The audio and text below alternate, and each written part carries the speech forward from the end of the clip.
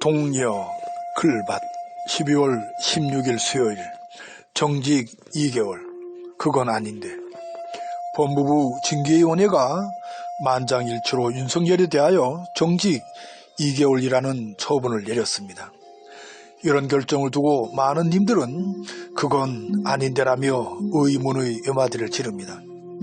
그만큼 예상과는 너무 다르기 때문입니다. 새벽 4시를 넘기면서까지 이끌어낸 결론치고는 너무 초라하다는 생각을 지울 수가 없습니다. 이제 그 까닭을 차분하게 살펴보기로 하겠습니다. 첫째로 징계를 청구한 추미애는 해임을 원했을 것으로 보입니다. 둘째로 그런 결정이 났을 경우 벌어질 일들에 대한 징계위의 고민이 엿보입니다.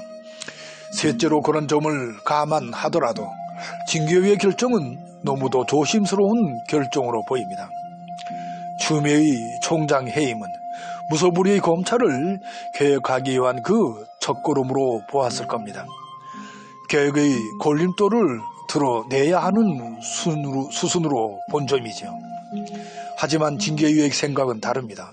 이미 자신들의 신상이 공개되어 해임 결정에 따라 큰 부담으로 작용했을 것으로 짐작됩니다. 이런 결정을 내렸을 경우 윤석열은 해임 불복 가처분 신청이나 행정소송을 낼 테죠. 얼마 전 법원의 판결처럼 해임을 할 정도의 중대한 사유가 없다라고 했을 경우를 걱정합니다. 그래서 생각해낸 것이 역풍을 미리 막기 위한 고육책입니다. 그러니까 좋게 보면 신중한 판결이요, 그 반대로 보면 법원처럼 비겁한 판결입니다. 이미 떠도는 이야기는 3개월 정도의 정직 처분이었죠. 이런 점을 감안해 볼 때 이번 징계위의 결정은 이해가 되는 점도 없진 않습니다.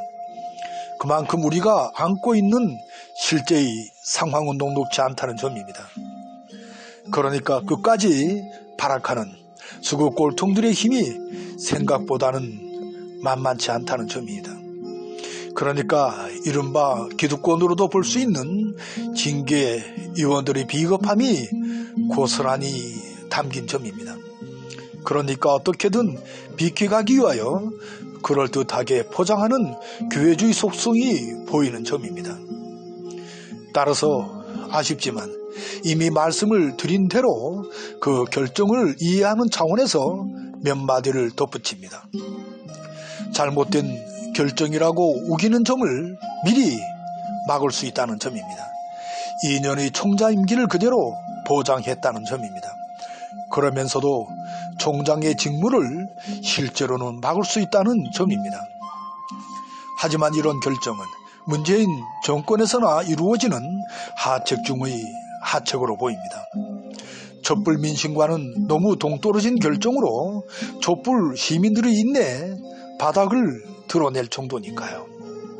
수구 꼴통들을 몰아낼 일만 아니면 문재인 정권을 거부하고 싶은 심정이 굴뚝 같습니다. 정직 2개월의 결정으로 이것저것을 다 얻으려는 어리석음을 떨쳐 버려야 할 테지요.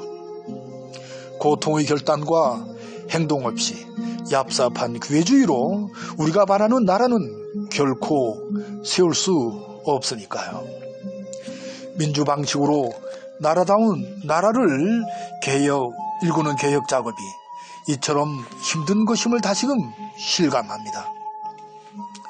조마조마했던 새벽이 지금까지 이어지는 수요일 아침입니다.